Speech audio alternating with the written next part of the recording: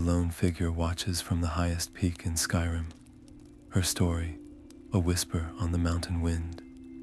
I am Aela the Huntress, and tonight I will share the secret chronicles of the Companions, the legendary warriors of Whiterun, bound by a pact with the beast blood.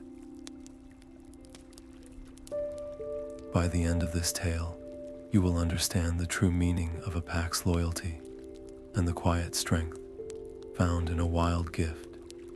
We begin in a time of shadows, when the original Companions faced a desperate choice that would echo for generations.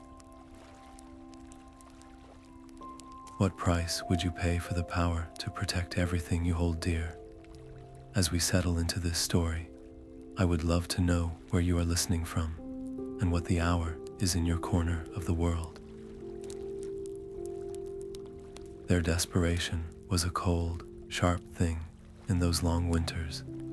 The enemies they faced were not merely armies of men, but ancient horrors that crawled from forgotten places, things against which steel and courage seemed to falter. Ysgramor and his inner circle, the bravest of the 500 companions, stood at a precipice.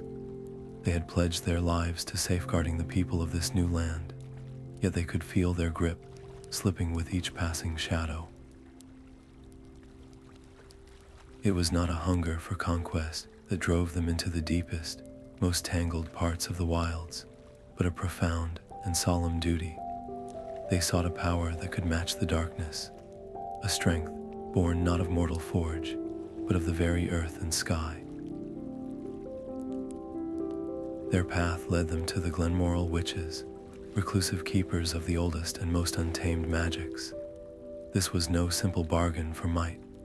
It was a plea, a solemn exchange offered in a time of profound need. The witches spoke of a gift, a spirit of the wild that could be bound to a mortal soul. They called it the beast blood. To accept it was to forge a pact with the twin moons, Joan and Jode, tying their very essence to the celestial tides. It was a decision made not for glory, but for the survival of all they held dear. In that sacred and somber grove, the first of the circle drank from a vessel of honor, and the wild entered them. A new strength flowed into their veins, a fierce and primal power that would forever mark their lineage. From that moment on, their souls were bound to the lunar light, and the beast within became the silent guardian of Skyrim, a solemn vow written in blood and sealed by the moon. That first transformation under the twin moons was not the savage fury the songs might lead you to believe. For the circle, it was a revelation of connection. The world did not shrink into a hunt, it expanded into a symphony. The scent of pine sap was a sharp, clear note. The distant call of a snow bare a deep vibration in the air. They could hear the very heartbeat of the tundra, the rustle of a moth's wings a continent away. It was a profound unity with the wilds, a feeling of being not a visitor in the land, but an essential thread in its vast, living tapestry. This was the gift, a sensory awakening that bound them to Skyrim in a way no mortal could ever comprehend. Yet, with that bond came a quiet and solemn price. The ancient songs speak of Sovngarde, the great hall of valor where warriors feast and sing for eternity. It is the promised reward for every Nord who lives and dies with a weapon in hand. But the beast blood changes the song of the soul. When a companion of the circle finally falls, their spirit does not travel to that shimmering hall. The welcome of shore is silence for them. Their seat at the eternal feast remains forever empty. They traded their place in the afterlife for the strength to protect the living, a sacrifice made not in a single moment of despair, but carried with them every day of their long lives. This is the true weight of the gift. the silent understanding that their ultimate reward is the safety of the people they guard. Yet within the stone walls of Jorrvaskr, the hearth fire's warmth was a balm for that profound sacrifice. Here, under the great curved ceiling of the ancient mead hall, the beast blood was not a curse to be born alone, but a shared thread in the tapestry of our fellowship. The air hummed with the low thrum of conversation, the clatter of drinking horns, and the rich scent of roasted meat and honeyed mead. A new recruit, fresh from the training yard, would see only a company of legendary warriors at rest, sharing tales of glory. They could not see the silent understanding that passed between the older members, the subtle nod that acknowledged the weight we all carried together. This was the heart of the companions, a sanctuary where the wild gift was not a mark of isolation, but a bond that deepened every laugh and every shared story. It was in these moments of simple camaraderie that the true strength of our pack was forged, a quiet reminder that we were never meant to face the silence of Sovngarde alone. The fire's crackle was a promise, the shared mead a ritual, and the trust within these walls the truest shield against the darkness. The deepest snows in Falkreath hold a silence you can feel in your bones. I remember one hunt, the air so still the only sound was the soft crush of my paws on the frozen ground. The scent of pine and cold earth was a map more vivid than any parchment, each flake of snow a tiny world of intricate design. We moved as shadows among the ancient trees, a pack united by a single, focused purpose. The chase that night was not born of anger or a desire to harm. It was a pure expression of instinct, a graceful dance with the rhythm of the wild itself. Every muscle, every surge of power was directed, controlled, a testament to the discipline we hold within. We do not lose ourselves when the change comes. We find a deeper part of ourselves, the part that understands the balance of taking only what is needed and honoring the life that sustains our own. That night, the hunt was a form of moving meditation, a silent prayer of gratitude to the land that gives us strength. It is in these moments of perfect harmony that the beast blood feels less like a burden and more like a key, unlocking a profound conversation with the very soul of Skyrim. But such harmony is fragile, a quiet melody easily broken by a dissonant chord. For every song of the wild, there is a counterpoint of fear, and that fear has a name. They call themselves the Silver Hand.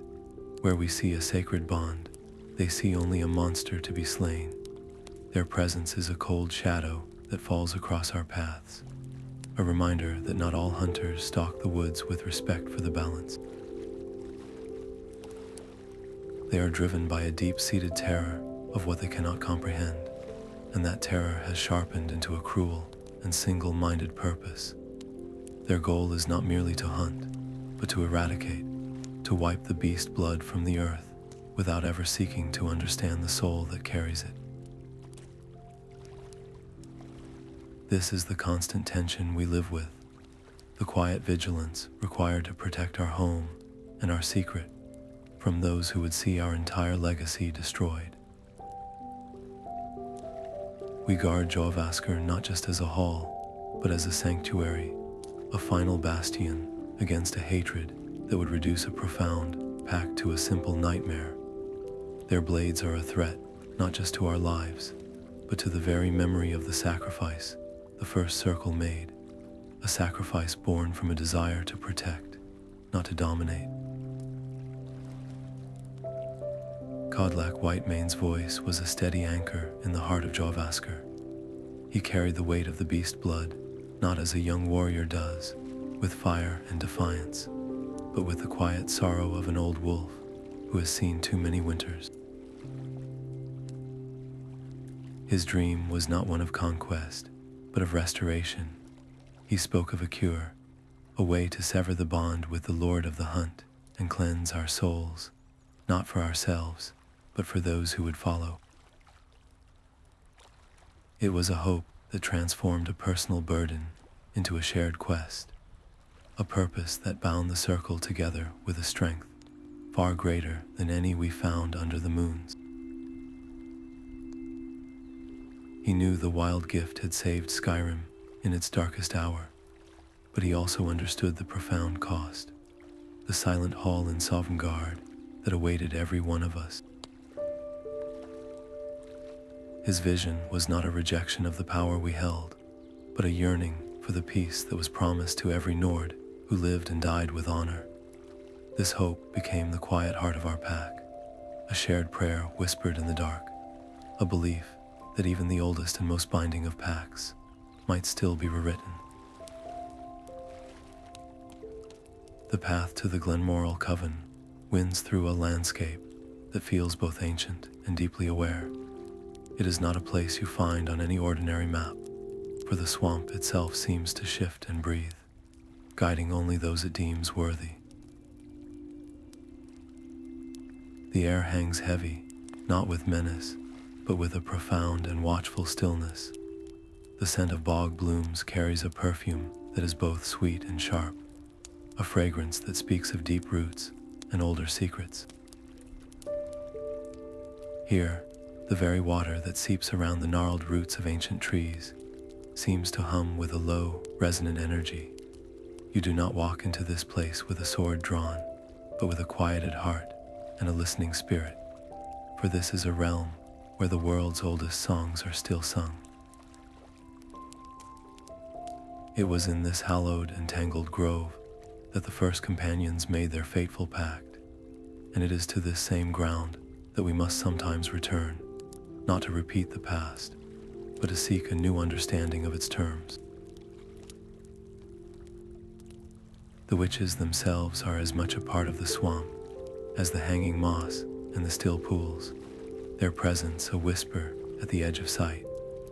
They are the keepers of the old ways, the weavers of threads that bind mortal souls to the primal forces of the moons and the wild. To stand before them is to feel the immense weight of the choice our forebears made, a decision that echoes not just in our blood, but in the very soil of this place. It is a reminder that every pact, no matter how ancient, contains within it the seed of a different path, a future that might yet be shaped by wisdom and a courageous heart. That power is a tempest in the blood, a call that resonates in the very marrow of my bones. When the moons are full and high, the wolf does not ask for permission. It simply is, a force of nature as undeniable as the turning of the seasons. To feel that raw strength coursing through you is to know a freedom so absolute it becomes its own form of truth. The world narrows to instinct and sensation, a pure existence without the complicated weight of memory or regret. It is a siren song, promising a life lived entirely in the present, bound only by the law of the wild. And in those moments, the idea of Sovngarde feels distant, a faded tapestry from a story told to children. Why yearn for a hall of echoes when you can run beneath the stars, your howl joining the chorus of the wind? This is the temptation, the seductive whisper that makes our pact feel less like a burden and more like a glorious escape. But then I remember Kodlak's eyes, filled not with judgment, but with a deep and weary understanding. He never condemned the wolf, for he knew its value. He grieved for the warrior's spirit, for the song of valor that would go unsung. His dream of a cure was not a rejection of our strength, but a plea for our souls. To follow him is to choose a more difficult path, to willingly lay down a part of that intoxicating power for a hope that cannot be held in your claws, only in your heart. It means believing that the greatest strength is not found in the fury of the beast, but in the quiet courage to seek a different ending. My loyalty to him, to that dream, is the anchor that holds me fast when the tempest rises. It is the part of me that remains Aela the huntress, even when the wolf is calling my name. That choice between the wild truth of the moon and the solemn promise of the hall is the trial that defines every moment of my existence. It is a conflict not of good and evil, but of two different kinds of peace, in which one your soul is truly willing to call home. The forge fire did not roar that night. It breathed, a low and steady pulse of heat against the deep cold of the Skyrim dark. We gathered around the Skyforge, the circle hole, our breaths pluming in the still air. There were no words to be spoken that the silence did not already hold.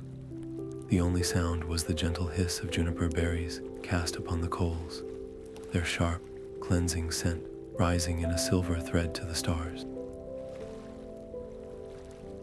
It was a fragrance of endings and of beginnings, a ritual as old as the mountains themselves. In that sacred space, high above the sleeping city of Whiterun, we performed the final act of devotion for our Harbinger. We were not saying goodbye to Kodlak Whitemane. We were setting his spirit free. A soft light, like the first hint of dawn on snow, seemed to gather above the forge, and for a single, suspended moment, we all felt it. A weight lifting, a long-held tension finally released. It was a victory, yes, a triumph of his will over the ancient Pact. He had found his cure, but the emptiness that followed was a physical ache, a hollow space in the world where his wisdom and his steady presence had once been. The fire crackled, a lone, sharp sound in the vast quiet, and we understood that some victories are carved not from joy, but from a love that is willing to bear the cost of a profound and lasting peace. A new silence settled within Jorrvaskr, deeper than the quiet of a winter dawn. It was the silence left by a great tree that has fallen, and in that space, we all felt the sudden, chilling weight of the sky. The circle stood together, but our gazes were drawn to one. The mantle of Harbinger does not pass by vote or declaration. It settles, like snow on a mountain peak, upon the shoulders of the one whose spirit is already carrying the burden. And so it came to rest upon Vilkas. He did not seek it. He was a scholar of the old ways as much as a warrior, a man who understood the weight of our history and the cost of our choices. To lead the companions now is to walk a path between two futures. We must remain the steadfast shield of Whiterun, the warriors whose strength is sung of in mead halls across the province. Our claws and howls are still a vital part of that promise, a necessary strength in a land so often shrouded in darkness. Yet we also carry Kodlak's hope, the quiet dream of a soul unbound, a legacy that looks beyond the hunt. This is the true challenge of leadership, to honor the wild power that defines us while gently steering the pack toward a dawn where that power may no longer be needed. It is a heavy burden, but one borne not with grim duty, but with a profound and solemn honor. For to guide this pack is to hold the very soul of the companions in your hands, to be the keeper of both our fierce past and our most hopeful future. The first change is a storm of sensation, a shattering of the world you thought you knew. I remember watching a new Shield-Sibling, Rhea, her knuckles white as she clutched the edge of the Skyforge. There was a tremor in her breath, a flicker of primal fear in her eyes, as the twin moons crested the throat of the world. We did not leave her to face that moment alone. Vilkas stood at one shoulder, I at the other, our presence a silent anchor in the rushing tide of her transformation. It is not a process we command, but one we guide, a gentle hand on the shoulder as a friend steps into a roaring river. The sound is not one of pain, but of profound becoming, a reshaping of bone and spirit, conducted under the watchful eyes of the pack. And then, silence. The human form is gone, and in its place stands a young wolf, its coat the color of weathered stone, its eyes wide with a terror that has not yet found its name. We circle her, not as predators, but as guides. Our low woofs and gentle nudges a language older than words, a reassurance that she is not lost, but found. Then comes the moment the fear breaks. Her head lifts, her nostrils flare, and you can see the very instant the world floods in. The scent of the cold night air is no longer just a smell, it is a story. It carries the history of the pine trees, the distant memory of a campfire from the plains, the subtle signature of every creature that has passed this way in the last turning of the moon. The distant lights of Whiterun are not just points of gold, but pulsing beacons of life, each one a whisper of warmth and mead and song. The world is not smaller through the wolf's eyes. It is impossibly, vibrantly larger, a tapestry woven from a million threads of scent, sound, and shadow.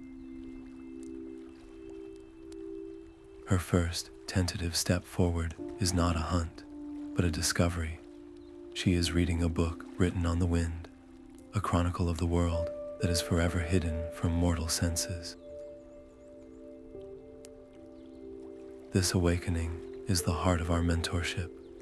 We do not simply give a new member power, we teach them how to listen to the symphony they have joined. We show them how to find the rhythm in the chaos, to separate the song of a rabbit from the warning of a saber cat, to understand that this heightened awareness is a tool for protection, not just predation. It is a lesson in responsibility as much as it is in power, to see that dawning awe in a new sibling's eyes, to watch them truly understand the gift for the first time, is to remember our own first night beneath the moons. It is a renewal of our own pact, a reminder that the beast blood is not a solitary burden, but a shared language, a bond that ties each new generation to the first circle and to the wild, beating heart of Skyrim itself. The bonds of our pack are not tested in the warmth of the mead hall, but in the heart of a storm. It was Farkas, young and with a fire in his heart that sometimes outpaced his caution, who found himself cut off from the pack during a routine patrol near the Pale. He had pursued a Silverhand scout too far, a deliberate lure, and they closed around him like a steel trap in a narrow canyon pass. The first warning we had was not a shout, but a sudden, sharp silence in the shared awareness that hums between us. The connection did not carry words, only a clear and urgent sense of peril, a single note of alarm ringing through the blizzard's growing roar. There was no moment of debate, no call to arms. The circle simply moved.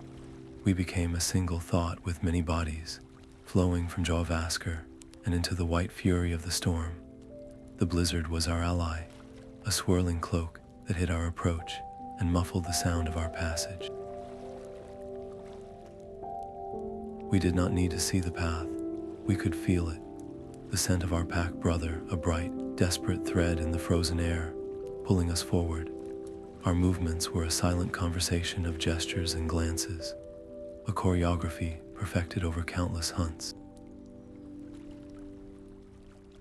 Vilkas took the high ground, a shadow against the cliff face, while Athais and I flanked the canyon's mouth, our forms little more than shifting shades in the driving snow.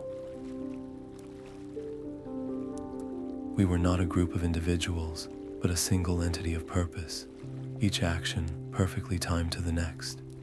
The silver hand, huddled around their trapped prize, never heard us coming. They saw only the storm until we were upon them, a tide of focused strength breaking from the whiteout. It was not a battle of clashing steel, but a swift and decisive unraveling of their trap. In moments, the threat was neutralized, and we stood around Farkas, a living shield against the wind. No words were spoken, none were needed. The gentle nudge of a snout against his shoulder, the low, reassuring rumble from a dozen chests, said everything. We had answered the call, not because we were ordered, but because a single thread of our tapestry was in danger, and the entire pattern would have been lesser for its loss. That night, the storm itself seemed to bow to the strength of a pack united, a force of nature acknowledging one even greater. A new kind of story began to drift on the tavern air, a tale told in hushed, wondering tones between sips of ale. Travelers on the treacherous road to Dawnstar spoke of a shadow that moved with them through the blizzard, a large, gray-furred presence that seemed to pace them just beyond the veil of snow. It did not approach, it did not threaten, but when a pack of ice wolves descended from the ridges, the shadow intervened with a fury that was both terrifying and precise. The wolves were scattered, and when the storm cleared, the travelers found themselves unharmed, their path safe once more. In the bustling market of solitude, a merchant regaled his audience with an account of a different kind. Bandits had ambushed his caravan near the Karth River, and in the chaos, a massive wolf had erupted from the tree line. It moved with an uncanny intelligence, disarming one man with a swipe of its paw, and using its sheer bulk to shield the merchant from a flying arrow before vanishing back into the deep woods as silently as it had arrived. These were not the stories of a monster. They were the beginnings of a new legend, that of the Good Wolf, a silent guardian of the roads. For generations, the beast blood had been a thing of nightmares, a whispered curse used to frighten children into obedience. Now something was changing. The fear was being slowly, carefully, replaced by a dawning sense of awe. This was not the work of a single act, but a quiet campaign conducted by the entire circle, a conscious choice to use our gift not merely for the defense of Whiterun, but as a shield for all of Skyrim's people. We became the unseen patrol, the answer to a prayer whispered to the divines by a lost soul in the wilderness.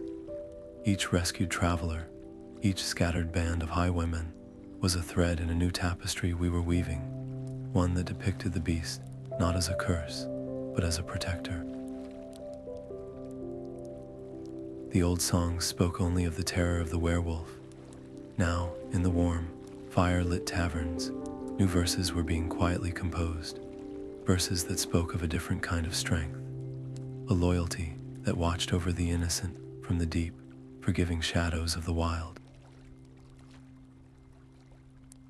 The merchant's torch was a frail, sputtering star in the suffocating dark of the Pale Pass. He could feel the desperation of his small caravan, a cold dread that had little to do with the biting wind. Every shadow seemed to hold the glint of bandit steel. Every distant howl promised a swift and frozen end. He did not know he was being watched. From a high ridge, a pair of keen eyes noted their stumbling progress, a silent sentinel attuned to the rhythm of the wild. The decision was not one of conscious thought, but of instinct, a deep-seated pull to safeguard the fragile thread of life struggling through the darkness. That night, the caravan had an unseen guardian. It was not a presence that announced itself with a roar, but with a profound and subtle influence. A pack of ice wolves, drawn by the scent of fear and horseflesh, gathered at the edge of the torchlight, their eyes glowing like embers. But as they prepared to lunge, a low, resonant growl echoed from the cliffs above, a sound that carried not just threat, but absolute authority. The smaller wolves hesitated, their predatory confidence shattered by the voice of a true master of the hunt. They melted back into the storm, their hunger forgotten. Later, when bandits moved to block the narrow path ahead, they found their way barred by a massive, gray furred shape that stood like a statue in the blizzard. It did not attack. It simply stood, its silence more menacing than any battle cry, its sheer presence an impassable wall. The bandits, their courage failing them, fled into the night. The merchant and his people saw only fleeting shadows in the snow, strange currents in the storm that seemed to work in their favor. They never knew the truth of their deliverance, only that they reached Dawnstar safely, their faith in the roads renewed by a mystery they would recount for years. This is the essence of our guardianship, a promise kept not for gratitude or glory, but for the simple, profound truth that the people of Skyrim should be able to walk their land without fear. We are the quiet answer to the darkness, a legend woven not in song, but in the safe passage of those who never know our names. There is a profound peace that comes only when the pack runs together beneath the shimmering sky. On these rare, crystal-clear nights, when the Auroras dance in silent, radiant ribbons of emerald and violet, the hunt is forgotten, the patrols are set aside. We gather on the high tundra, the snow crunching softly under our paws, and we simply run.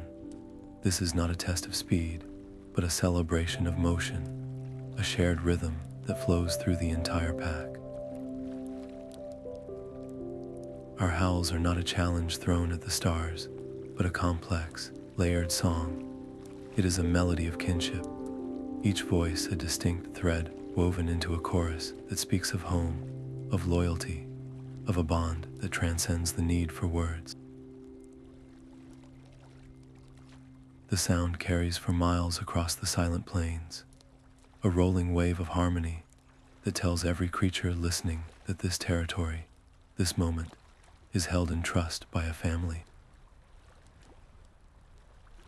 It is a declaration not of dominance, but of belonging. In these moments, the beast blood is not a tool or a burden. It is the very source of a pure, untamed joy. The frigid air fills our lungs. The celestial lights paint our fur in otherworldly hues. And for a little while, the silent hall in Sovngarde feels very far away. We are exactly where we are meant to be, a constellation of wild spirits, tracing patterns of light and shadow on the snow, our song a temporary bridge between the earth and the shimmering heavens. The fire in Jorrvaskr's great hall holds a different kind of warmth when the old wolves speak. Their voices are a low rumble, seasoned by countless winters, and the younger members of the circle listen with a quiet reverence that has little to do with battle prowess. The lessons shared in these moments are not about the angle of a killing strike or the best way to scale a cliff. They are about the terrain within. An elder named Fjori, his gray muzzle resting on his paws, might speak of the first time he truly understood control. It was not during a hunt, but in the midst of a crowded Whiterun market, he explained. The sudden, overwhelming surge of scent and sound, the press of so many bodies, had threatened to pull the wolf to the surface in a wave of panic. The true test, he said, was not to suppress the instinct, but to breathe with it, to let the current flow through you without letting it sweep you away. It is the difference between a riverbank that crumbles and one that holds firm, guiding the water on its path. This is the philosophy they impart, a deep respect for the power they carry, and the constant, conscious choice to be its master. They teach that the beast blood is not a cage to be broken out of, nor a simple weapon to be wielded. It is a partnership, a lifelong conversation between the human spirit and the wild soul. The honor of our condition lies not in the strength it grants, but in the wisdom we cultivate to use that strength with purpose and restraint. A young whelp might ask, their eyes bright with the recent memory of their first change, if it ever gets easier. The old wolves share a knowing look. It does not get easier, one will say softly. You simply get stronger. The challenge remains the same, but your ability to meet it deepens, like a root finding its way to water through stone. These stories are our true inheritance, more valuable than any ancient axe or suit of armor. They are the living memory of the Pact, a torch passed from one generation to the next, ensuring that the legacy of the Circle is not one of mindless fury, but of mindful strength, a quiet promise to the land we are sworn to protect. The message arrived with a trader, his face pale and etched with a fear that had little to do with the cold. He spoke of an ice troll, a creature of ancient frost and brute strength, that had claimed the high passes near a small Winterhold settlement. The local guards were brave, but they were farmers and miners, their steel useless against a beast whose hide turned blades and whose roar could freeze a man's heart in his chest. It was a threat of a scale that demanded an answer the village could not provide. The news settled over Jorrvaskr's hall, a quiet, heavy thing. Here was a choice laid bare. We could remain within our stone walls, protecting our secret and letting a distant hardship run its course, or we could answer the call with the one strength that could match such a primal foe. The debate was not long, but it was deep, spoken in low tones by the fire. To reveal ourselves so far from our territory was a risk. Whispers travel, and the silver hand had long ears. But to stand idle, while innocence faced such a terror, that was a betrayal of the very oath the First Circle had sworn. Our power was born from a need to protect, and a sheltered power is a power with no purpose.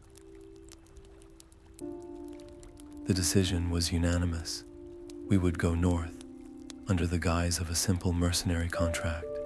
A small group of us would travel to Winterhold. Our true nature would be our hidden blade, the only tool sharp enough to carve a path through this particular kind of darkness. It was a mission that balanced our need for secrecy against our deeper duty, a test of whether the legend of the Good Wolf could stretch its shadow across the entire frozen spine of Skyrim. That unanimous decision settled over us with the quiet finality of a winter sunrise.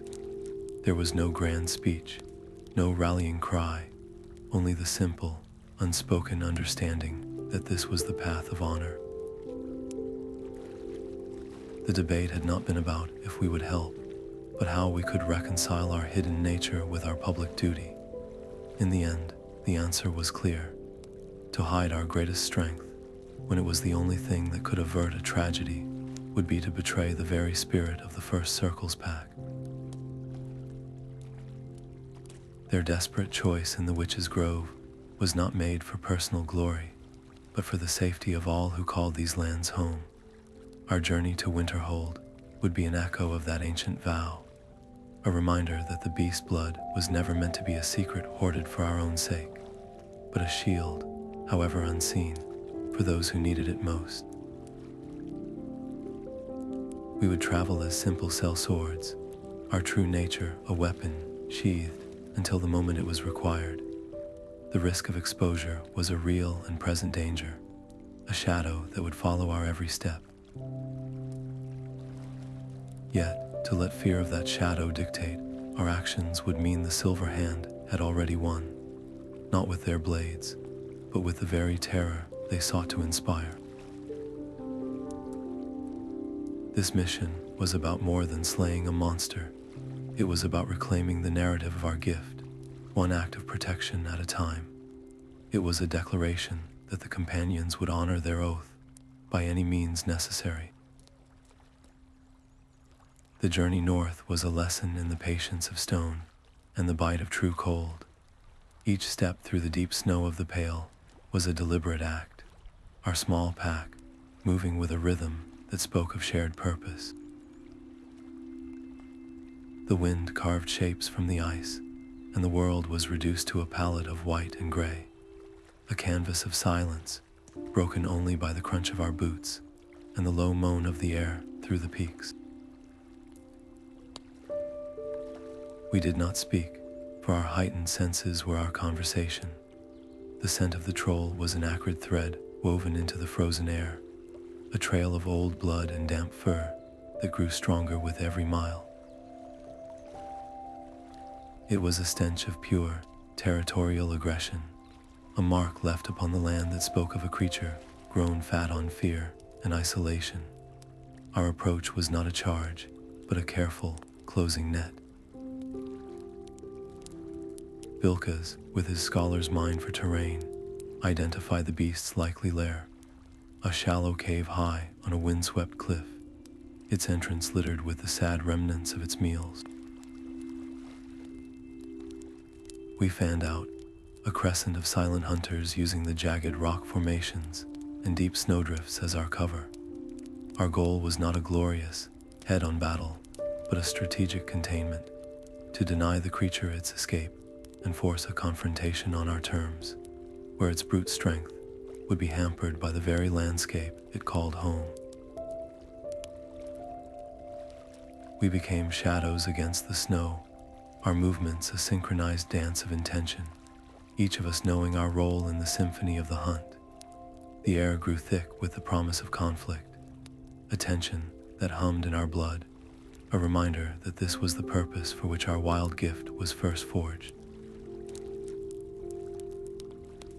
The summons to the Jarl's longhouse came not as a fanfare, but as a quiet request delivered by a steward whose expression was as inscrutable as the frozen cliffs outside. We entered not as conquering heroes, but as hired blades who had completed a difficult task, our faces still wind-burned from the high passes. The hall was a stark contrast to Jorrvaskr's warm embrace, its stone walls hung with faded tapestries that whispered of Winterhold's former glory, a grandeur lost to the sea. The Jarl himself was a man carved from the same weary granite as his hold, his eyes holding the deep-seated caution of a leader who has seen too many promises turn to dust. He did not offer us a seat at his high table, nor did he call for a feast in our honor. Instead, he gestured us forward to the hearth, a more intimate and telling location. His gratitude was not effusive, but it was genuine. "You have done my people a great service," he said, his voice low.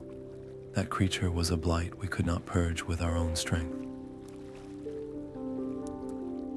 He paused, his gaze lingering on each of us, a calculating look that seemed to peer past our armor and into the secret we carried. "There are many stories on the wind," he continued carefully. "Tales of shadows in the storm, of wolves that do not hunt the way normal wolves do." He did not ask the question outright. He simply let the silence hang in the air between the crackling of the fire, an invitation for confession or denial. We offered neither. Vilkas, his tone respectful but firm, merely nodded.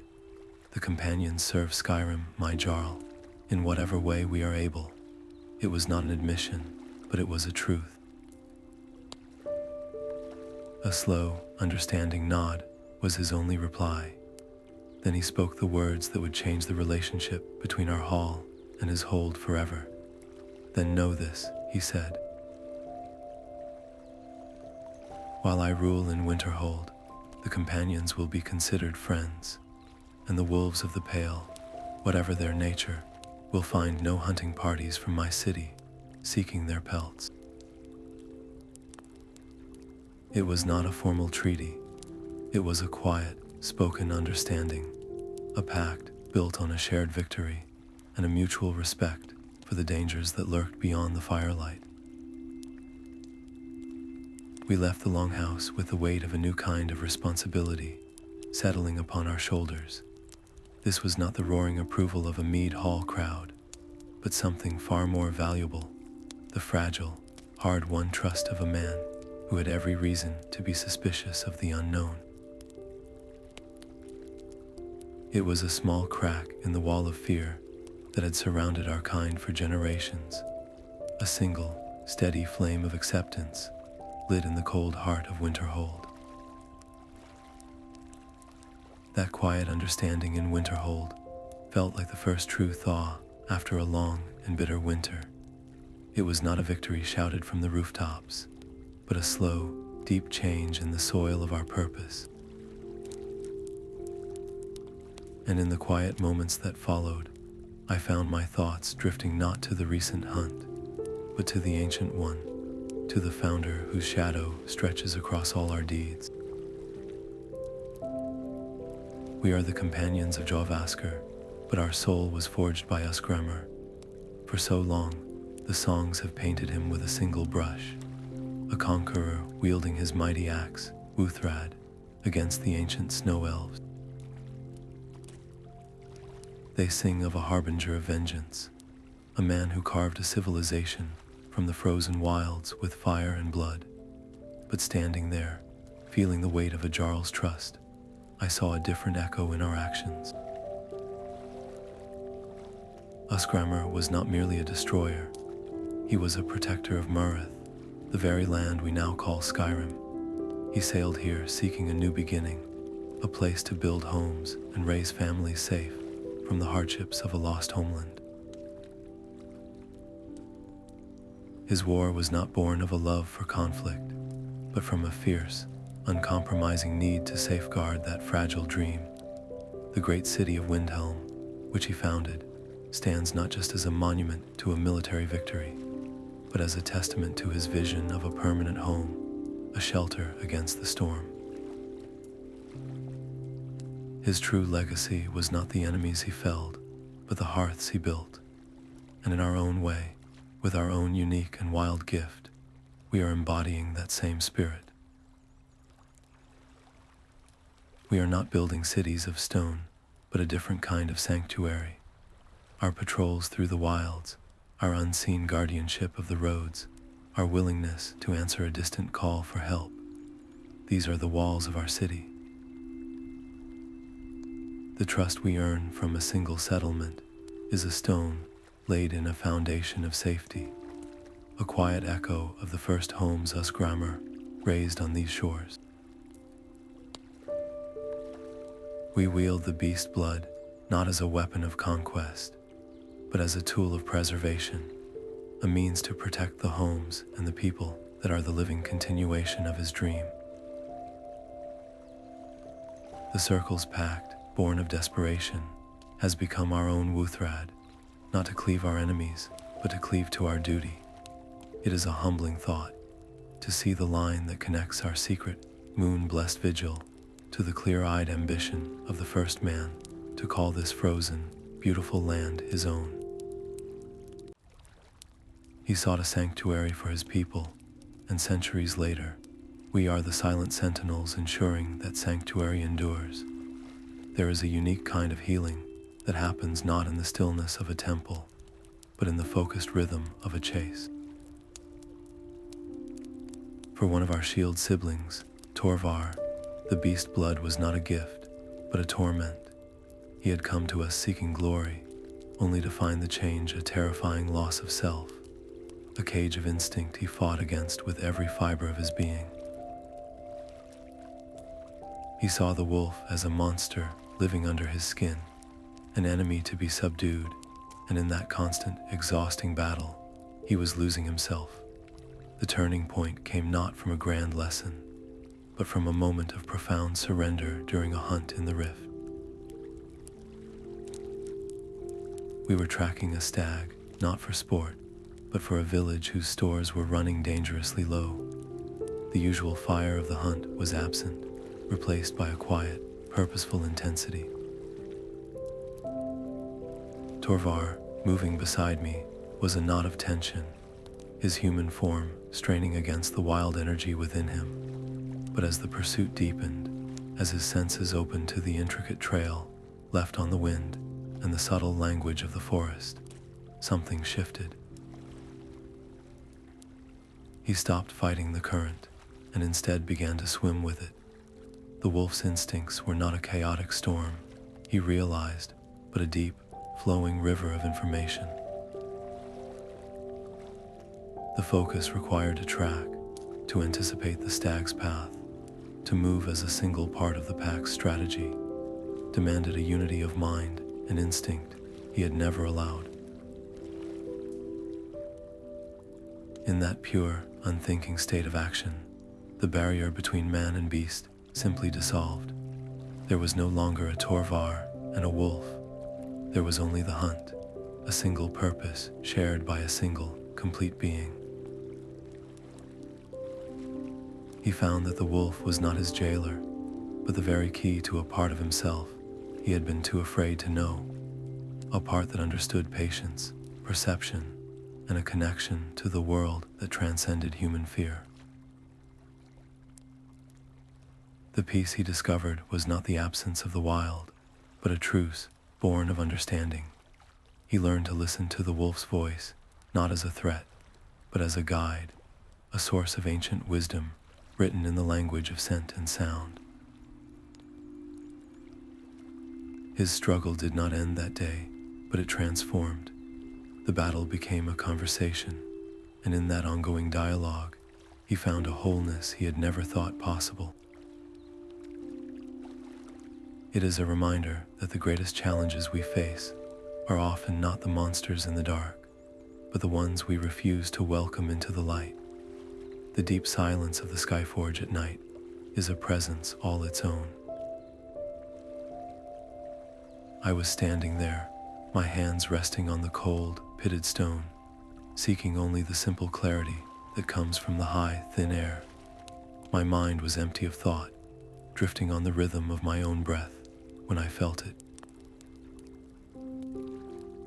It was not the familiar, primal pull of the twin moons, a call that resonates deep in the blood and bone.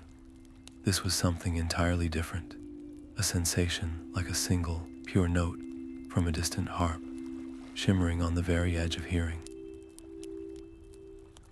It carried no scent of pine or snow, no taste of the hunt. Instead, it was a feeling of immense, echoing space, of warmth and golden light, of voices raised not in a howl, but in a timeless, harmonious song. For the first time in my life, I felt a thread, fine as spider silk and impossibly strong, leading away from the wild, away from the Lord of the Hunt, and toward the hallowed halls of Sovngarde. It was not a vision, not a dream, but a simple, undeniable knowing in the center of my being. The silence around me did not feel empty anymore. It felt like a held breath, a space waiting to be filled with a new kind of music. This was the quietest of miracles, a confirmation that Kodlak's hope was not just a dream whispered by an old man, but a seed that had taken root in the very soil of our souls. The path he envisioned was no longer a philosophical ideal, but a tangible reality, a bridge being built one quiet, meditative moment at a time. The silent hall that had awaited us for so many generations now had a door, and for a fleeting, breathtaking instant, I felt its lock begin to turn. The murmur of our shared vow was a low, resonant hum in the air, a sound deeper than the crackle of the Skyforge's eternal flame. We stood in a ring, hand to shoulder, the circle whole. There were no grand words carved in stone, no ancient script recited from memory. Our oath was a living thing, spoken from the heart in the simple, direct language of warriors. We pledged to be the shield that the people of Skyrim would never see, the secret strength that walks in the shadow of the common guard. We vowed to honor Kodlak's hope without forsaking the wild power that allowed us to keep that hope alive. It was a promise to carry the duality of our nature, not as a conflict, but as a balanced whole, to be both the steadfast warrior in the light of day and the silent guardian in the depth of night. The fire seemed to burn brighter as we spoke, its heat a palpable affirmation. This was not the forging of a new pact, but the tempering of an old one, heated in the fires of recent trials and quenched in the cool, clear waters of renewed purpose.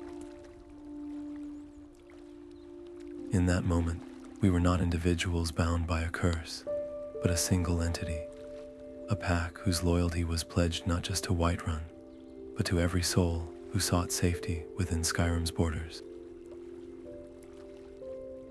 The weight of our secret felt lighter then, not because the burden had lessened, but because we were all choosing to carry it together, our shared vow of strength, greater than any one of us could possess alone. The first snow of the season fell with a profound and gentle silence, a soft white blanket settling over the rooftops of Whiterun and muffling the distant sounds of the city. From within the warm, fire-lit embrace of Jorrvaskr, we watched the world slow to a whisper. The great hearth crackled, its heat a familiar comfort against the chill that seeped from the stone walls.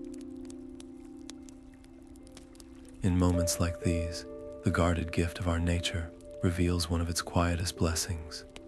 Our senses, so often a roaring river of information during the hunt, become a still, deep lake.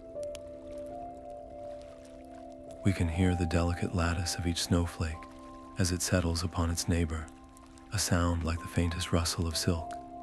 We can smell the clean, cold scent of the air as it purifies the land, a fragrance of renewal and peace. There is no urge to run, no primal call to the wild, only a deep and settled contentment. This is the other side of the beast blood, not the fierce strength of the predator, but the profound capacity to be still, to be a part of the quiet beauty of our home without needing to conquer or claim it. We are not separate from this peaceful scene, but deeply woven into its fabric, our unique nature allowing us to appreciate a symphony of silence that others might simply pass by. It is a reminder that the power we carry is not a single note of fury, but a complex chord that contains both the storm and the calm that follows it. The most profound transformations often begin not in the halls of power, but in the quiet hush of a child's bedroom. In Whiterun, the Scalds, the keepers of our songs and stories, have sensed the subtle shift in the wind.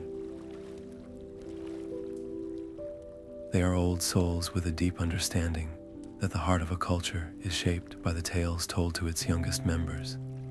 And so, a new kind of story is being woven by the firelight, a gentle counterpoint to the old, fearful legends.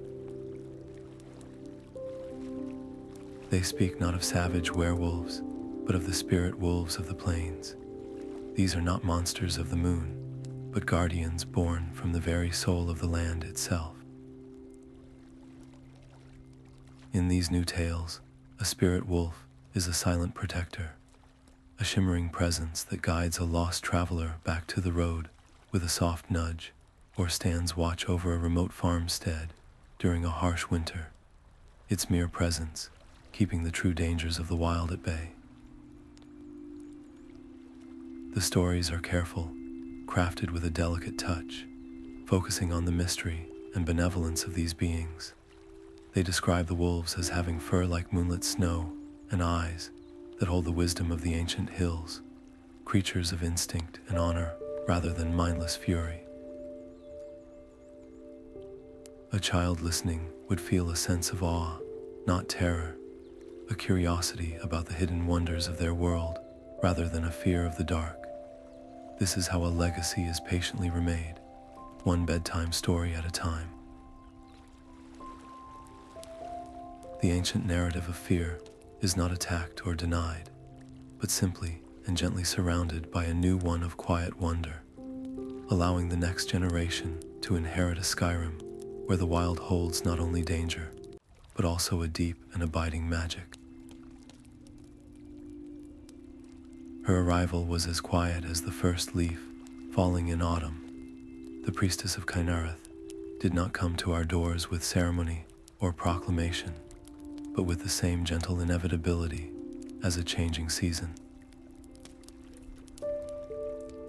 We knew her by the way the very air seemed to still around her, a pocket of profound peace in the bustling heart of Whiterun. She was an older woman, her face etched with the same patient lines as the ancient bark of the Gildergreen, and in her eyes was a deep, green understanding of every root and river. She asked for no audience, but simply stood for a long moment in the shadow of Jorrvaskr, her gaze resting not on the warriors training in the yard, but on the silent, steadfast presence of the Skyforge itself. She had not come for the legends of our battle prowess, but for the quieter truth she had perceived from a distance. She had watched, she said in a voice like soft rain, the way we moved through the wild places. She had seen the balance we kept, the careful dance between the ferocity of the hunt and the profound respect for the life that sustains it. She spoke of witnessing a wolf from our pack stand guard over a wounded snow fox, not as a predator eyeing its next meal, but as a sentinel ensuring a smaller creature had the peace to heal. This, she said, was the true song of Kynareth, the Lady of the Air. It is not a song of untamed chaos, but a complex harmony of strength and compassion, of the storm's fury and the gentle breeze that follows. To find that balance within a single soul is a rare thing. To find it woven into the heart of a pack of warriors is nothing short of a miracle. And so, she offered a blessing. It was not a grand spell of flashing lights, but something far more potent. She placed her hands upon the great central pillar of our hall and whispered words in a language older than the city walls. The air within Jorrvaskr seemed to grow lighter, cleaner, as if scoured by a high mountain wind. A subtle fragrance of blooming nirnroot and fresh rain wove itself into the familiar sense of smoke and mead, a permanent reminder of the wild's approval. She blessed not our steel, but our purpose. She sanctified the pact we had made with the wild, acknowledging that our ferocity and our stewardship were not two opposing forces, but the twin breaths of a single, living spirit. In that moment, we felt a validation that went deeper than any Jarl's decree or traveler's grateful tale. It was the land itself, speaking through its most devoted servant, finally whispering that we were home. The Feast of the Winter Sun is a celebration of the year's longest night, a time when the people of Whiterun gather to kindle fires against the encroaching dark. For the companions, it is something more, a moment of profound unity. As the last embers of the sunset fade and the first stars pierce the velvet sky, the circle ascends the ancient battlements that guard the city. We do not stand as separate individuals, but as a single entity, our forms silhouetted against the rising moons. The city falls quiet below, the cheerful noise of the feast, pausing in anticipation. Then we offer our gift to the night. It begins not as a roar, but as a single, clear note from Vilkas, a sound that seems to draw the silence into itself. One by one, we join him, our voices layering into a complex, rising chord.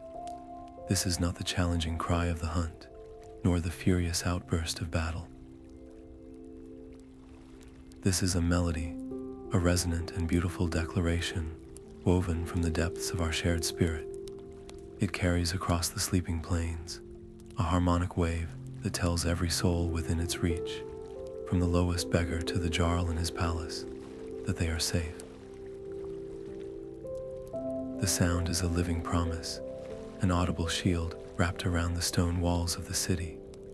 It is our way of saying that while the night may be long and the world may hold many shadows, the people of Whiterun do not face them alone. The howl fades slowly, its echo lingering in the crisp air like a blessing, a final, gentle reminder that the pack is always watching, and that its loyalty is as constant as the turning of the seasons.